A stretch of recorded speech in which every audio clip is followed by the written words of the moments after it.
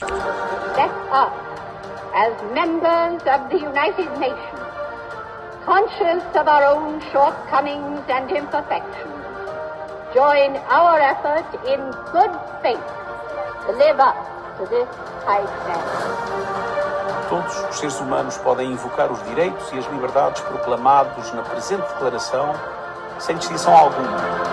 Everyone has the right to education. Education shall be free, at least in the elementary and fundamental stages. Todos son iguales ante la ley y tienen sin distinción derecho a igual protección de la ley. Брак может быть заключен только при свободном и полном согласии обеих вступающих в брак сторон. Tout individu a droit à une nationalité. Nul ne peut être arbitrairement privé de sa nationalité, ni du droit à changer de nationalité. 凡受刑事控告者，在未经获得辩护上所需的一切保证的公开审判，而依法证实有罪以前，有权被视为无罪。لكل فرد الحق في الحياة والحرية وسلامة شخصه. प्रत्येक व्यक्ति को विचार और इसकी अभिव्यक्ति की स्वतंत्रता का अधिकार है. Watu wote wamezaliwa huru, hadhi na haki zao ni sawa. Wote wamejaliwa akili na dhamiri, hivyo yapaswa watendeane kindugu.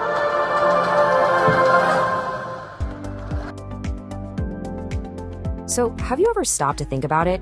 Where do our ideas about human rights actually come from? And maybe even more importantly, who's making sure those rights are, protected? Well, the answer lies in this really powerful partnership between two very different kinds of organizations. This sentence right here, this is the bedrock of the whole thing. It's a pretty revolutionary idea when you think about it. It says your rights aren't something a government gives you. They're yours just because you're a human being. It's really the starting point for everything we're going to talk about. Okay, so let's get on the same page. When we say human rights, we're talking about those basic, fundamental freedoms that belong to every single person on the planet, from the moment you're born till the end of your life. These aren't just nice-to-haves or privileges. They're the absolute essentials for a life with dignity.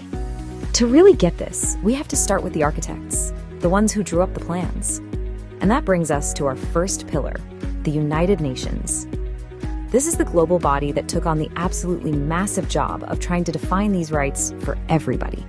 Now, what's really wild is that from the very beginning, back in 1945, right after the horrors of World War II, the UN put human rights right at its center. It wasn't some add-on or an afterthought. It was one of the core reasons the organization was even created. And this wasn't just talk. The UN has been building this framework piece by piece for decades. Just look at this timeline. I mean, they were focusing on women's rights just a year after they were founded.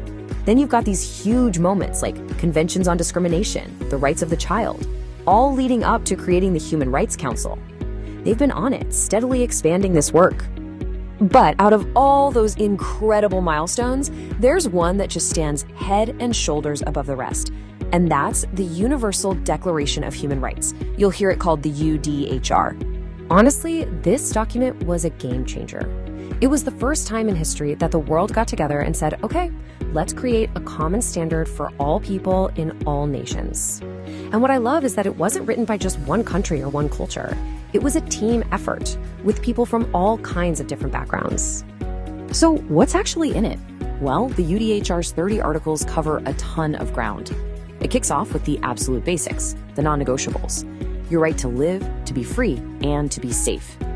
And it makes it crystal clear. Things like slavery and torture are completely outlawed. But it goes way deeper than that. It protects your personal life, your right to privacy, and it makes sure justice is possible with the right to a fair trial. Then it champions all those freedoms of your mind and your spirit. The freedom to go where you want, believe what you want, and say what you think. And it doesn't even stop there. The UDHR gets that to be truly free, you need more than just political rights. You need social and economic rights, too. Things like the right to an education, to fair work, to a decent standard of living, and, the right to be a part of your community's culture. It's really a complete vision of what a dignified life looks like. So here's the crucial thing you have to understand. The UDHR is incredibly powerful. It's the moral and political foundation for hundreds of laws all over the globe. But, and this is a big but, here's the catch. It's a declaration, not a treaty. That means it isn't legally binding by itself, and that creates this gap. right? A gap between the promise and the reality. And that's exactly where our second pillar comes in. Okay, so let's meet the watchdogs. While the UN is busy setting the global standards, it's these other groups, non-governmental organizations or NGOs, that are on the ground making sure those standards are actually met. So what are they? Basically, they're independent groups led by everyday citizens. Their job is to be the world's eyes and ears. They investigate things, they expose wrongdoing, they support victims, and they put pressure on governments to turn those high-minded principles from the UN into something real. A perfect example, one you've probably heard of, is Amnesty International. We're talking about a global movement of more than 10 million people. That's huge.